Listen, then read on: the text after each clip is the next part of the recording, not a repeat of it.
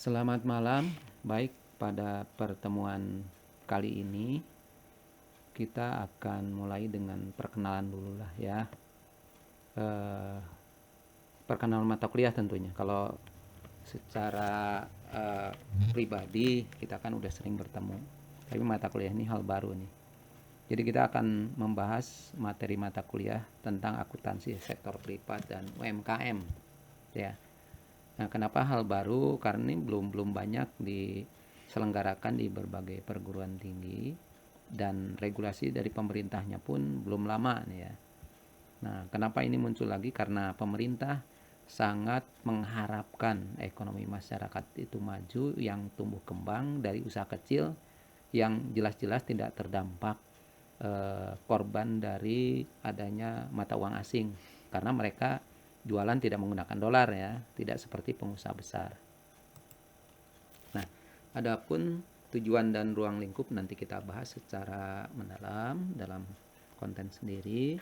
Kemudian bagaimana support pemerintah terhadap pelaksanaan ini agar ada keteraturan, di mana nanti pemerintah akan ada support modal nih, sehingga harus ada regulasinya supaya pemerintah bisa menilai.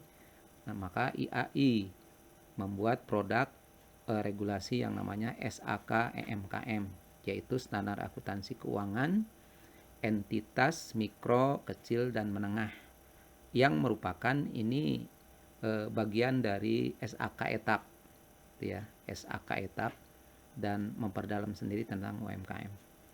Kemudian bagaimana ilustrasi tentang penyesuaian dari basis kas. Nah, di perusahaan UMKM pada umumnya mereka tunai, tidak kredit, karena dari permodalannya kan cukup kecil di sana. Tapi ketika UMKM itu berkembang maju, maka basis kas ini harus mulai beralih ke accrual. Kenapa? Karena nanti butuh pelanggan. Karena pelanggan yang tetap adalah pelanggan kredit, berarti basisnya harus mulai dengan accrual kredit. Diistilahkan penangguhan ya, penerimaannya. Itulah yang disebut accrual. Nah, pada sesi akhir setelah pembahasan ini, kita akan masuk ke area diskusi. Baik, kita mulai dengan materi. Kita bahas apa itu SAK MKM.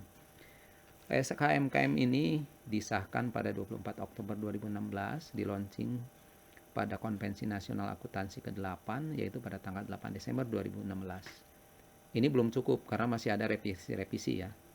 Nah, SAK MKM ini terdiri dari 18 bab isi ya. Kesimpulan tidak masuk ke sini, disertai dengan ilustrasi laporan yang dilengkapi dengan penyesuaian kas ke accrual. Nah, adapun perbedaan dari SAK MKM dengan SAK etap, yaitu bahwa dalam SAK MKM laporan keuangan hanya 3, sementara di etap ada 5. Nanti kita bahas secara detail juga ya.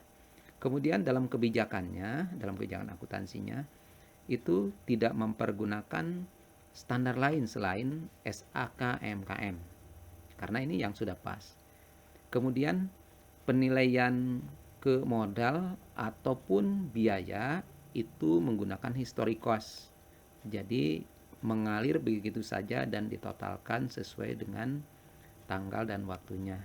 Berapa, jadi di terakhir dihitung berapa total biaya yang sudah dikeluarkan. Kemudian beberapa SAK etap tidak ada tentang asosiasi anak perusahaan. Nah, di SAK MKM itu dibahas. Kemudian tapi di SAK MKM ini tidak ada pengaturan khusus untuk pengungkapan seperti tadi, karena hanya membahas 3 laporan. Oke, saya pikir sudah cukup ya pertemuan hari ini. Nanti kita ketemu lagi di sesi berikutnya. Terima kasih.